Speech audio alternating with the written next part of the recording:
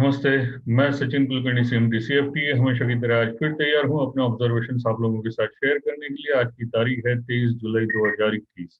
हमेशा की तरह आज फिर शुरुआत करते हैं डिस्क्लेमर के साथ। जैसा कि आप लोग जानते हैं, मैं अपनी व्यूज और वीडियोज यहाँ पे पोस्ट करता हूँ। ये सिर्फ स्टडी पर्पज के लिए होते हैं, ये मेरे ट्रेडिंग कॉल्स या रिकमेंडेशंस नहीं है। तो मैं आप लोगों से रिक्वेस्ट करूंगा, मेरा वीडियो आगे देखने से पहले ये डिस्क्लेमर एक बार जरूर पढ़ें। हमेशा की तरह फिर शुरुआत करते हैं निफ्टी के चार्ट के साथ। निफ्टी का चार्ट आप लोगों के साथ शेयर कर दूं। निफ्टी इंट्राडे चार्ट यहाँ पे शेयर किया हुआ है। जैसा कि हमने कल के लाइव सेशन में, लाइव स्ट्रीम्स में कहा था, गैप एरिया, सपोर्ट और रेजिस्टेंसेस के काम कर सकते हैं। आज ये ऊपर जाते वक्त यही गैप एरिया, ये हमने जो हॉरिजॉन्टल लाइन ड्रॉ की हुई है, बैंड ड्रॉ की, वहीं पे रेजिस्टेंस मिला है। वहां पे आवरली चार्ट पे बेरिश एंगल्फिंग पैटर्न बना हुआ है। तो मंडे के दिन पहले रुकें जब तक ये आज का हाई क्रॉस नहीं होता है। हो सकता है एक बार वापिस नीचे आए और ये बॉटम रिटेस्ट हो।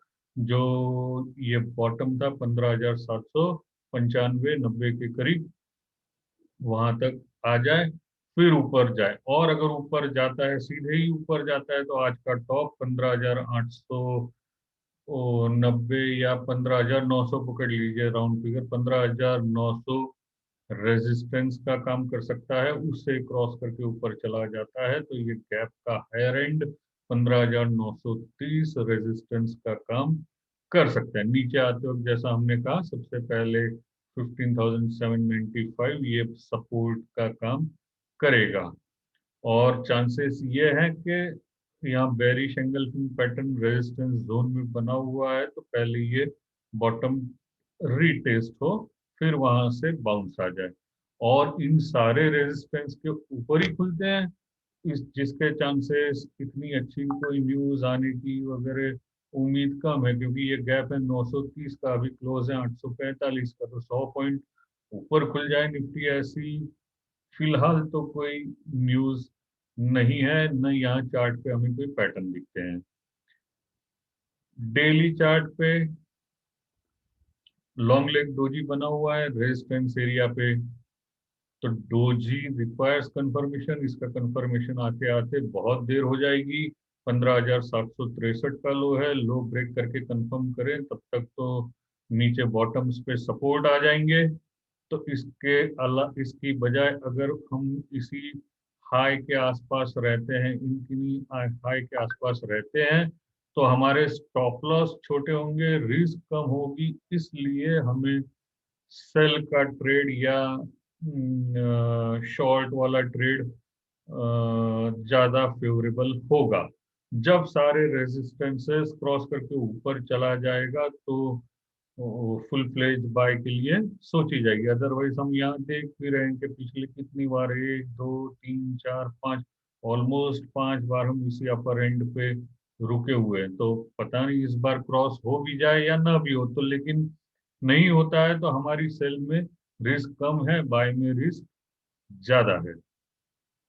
मंदी नहीं कह रहा हूं मैं, ये रेंज बाउंड मार्केट है, इसलिए जब तक रेंज में से ब्रेकआउट नहीं आते हैं ऐसा हो सकता है। वीकली चार्ट पे आज वीक खत्म हो गया है, अभी भी ये ट्रेंड लाइन हमारा वैसे का वैसा ही है। तो जो पोजिशनल बायर्स हैं, पोजिशनल बायर्स अभी भी करंट वीक जो 15,586 लो लगा है, इसी के स्टॉप लॉस के साथ पोजीशन लॉन्ग की कैरी कर सकते हैं। यानी डिलीवरी बेस्ड जिनके काम है, वो 15,586 के स्टॉप लॉस से ट्रेड कैरी कर सकते हैं। और अगर नई बाइंग करनी है तो 15,930 970 के ऊपर बाय की जा सकती है। ये फ्यूचर्स के रेट हैं तो अच्छे खासे। फिर सीधा ये जो टॉप लगा था इस कैंडल में 16,546, वहां तक भी जा सकते हैं।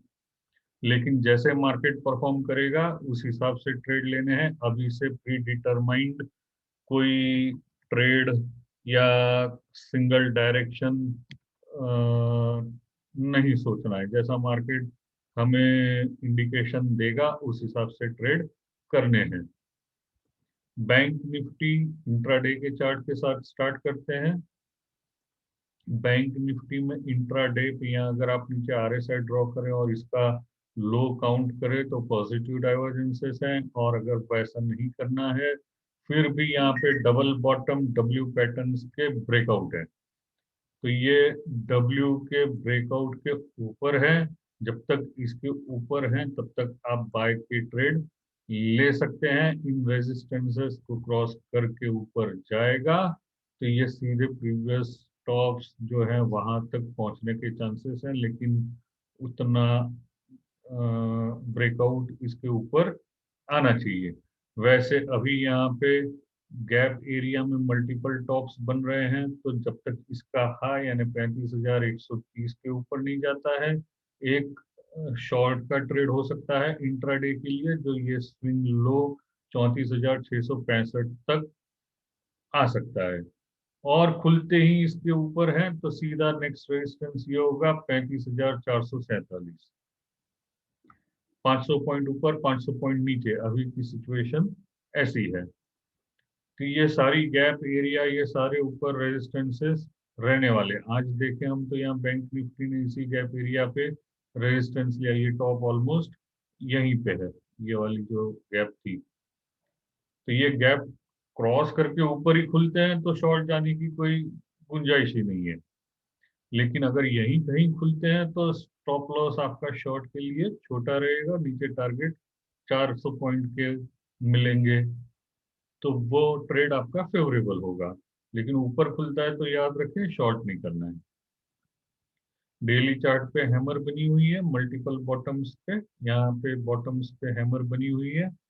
तो कई बार ऐसा होता है हैमर्स अगर बड़ी होती हैं तो उसे रिटेस्ट किया जा सकता है फिर ऊपर आता है, और अगर रिटेस्ट नहीं होते हैं तो जैसा हमने कहा ये गैप एरिया, फिर यहाँ पे ये वाला गैप एरिया 35,457 वगैरह ये रेजिस्टेंस का काम करेगा। इसे क्रॉस करके ऊपर चला गया तो यहाँ तक पहुंच जाएगा 745 तक। फिर ये हाई 36,000, अगेन वही, जब तक 36,100 36,000 के ऊपर क्लियर कट ब्रेकआउट्स नहीं आते हैं बैंक निफ्टी भी रेंज बाउंड ही है।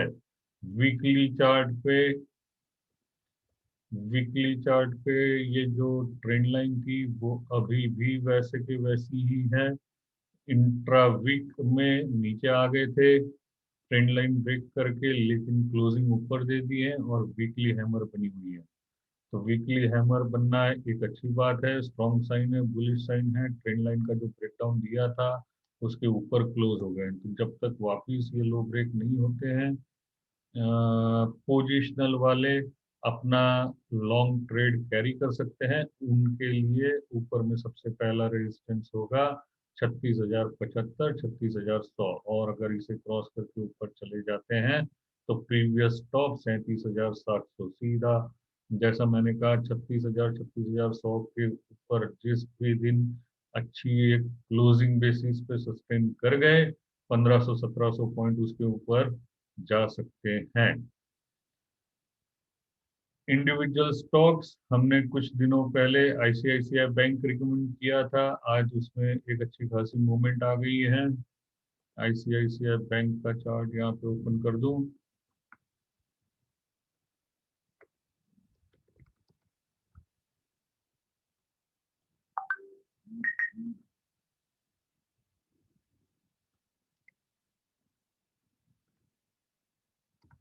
डेली चार्ट्स पे ये जो कप एंड हैंडल पैटर्न बना हुआ था, इन सारे के ये एक टॉप टू टॉप हमने ट्रेंड लाइन कनेक्ट की थी जिसका ब्रेकआउट आ गया था।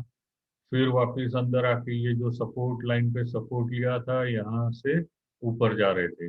अब ये फिर एक बार क्लियर कट ब्रेकआउट दे के ऊपर क्लोज हैं, तो ये ब्रेकआउट 669 रुपये का है। 669 रुपये के ऊपर अगर निकलता है तो पहला रेजिस्टेंस होता ये हाई 680 का, जहाँ पे आज रुके। तो 680 के ऊपर अगर मंडे के दिन खुलता है तो इसे आप छोटा स्टॉप लॉस लगा के 670 669 का स्टॉप लॉस लगा के बाय कर सकते हैं। और वैसे डिलीवरी बेस्ड किसी को बाय करना है और तो ये कप एंड हैंडल का जो ब्रेकआउट आया है इसका टारगेट 800 रुपया भी हो सकता है, लेकिन उसके लिए फिर आपके स्टॉप लॉसेस बड़े हैं। तो या तो यहाँ से फिर एक बार पुल बैक आए 70 तक, 69 70 तक, तो वहां पे बाय किया जाए, या 680 के ऊपर निकले मंडे के दिन तो वहां पे बाय किया जाए। दूसरे स्टॉक्स हैं एसबीआई। एसबीआई में आज अच्छी खासी मूवमेंट आ गई, ये कुछ दिनों से साइडवेज रेंज थी, उसके ऊपर आज ब्रेकआउट दे दिया था। इंट्रा डे के चार्ट पे अगर देखें तो इसमें भी डब्ल्यू पैटर्न बने हुए हैं, ये डबल बॉटम डब्ल्यू पैटर्न बने हुए हैं जिसके ब्रेकआउट दे के ऊपर क्लोजिंग आई है। तो इस डब्ल्यू के स्टॉप लॉस यहाँ पे इसका जो क्लोज था 425 430 रुपए के स्टॉप लॉस के साथ, 425 के स्टॉप लॉस के साथ इसे बाय किया जा सकता है। डब्ल्यू हाइट टारगेट तो है ही है, लेकिन ये प्रीवियस टॉप तक भी 432 और यहाँ पे सीधा 436 तक जाने के चांसेस हैं। स्टॉप लॉस आपका छोटा है, 4 रुपये का स्टॉप लॉस है, और 10 रुपीज अराउंड अपना ऊपर में टारगेट हो सकता है। कोटक बैंक में भी ऐसा पैटर्न बना हुआ है, उसे भी आप अपने चार्ट्स पे देख सकते हैं, वो भी एक अच्छा स्टॉक हो सकता है। मैं उम्मीद करता हूँ हमेशा की तरह आपको मेरा आज का ये वीडियो पसंद आया होगा। मंडे के दिन फिर मिलूंगा अपने ऑब्जर्वेशंस के साथ, तब तक के लिए धन्यवाद। Happy weekend.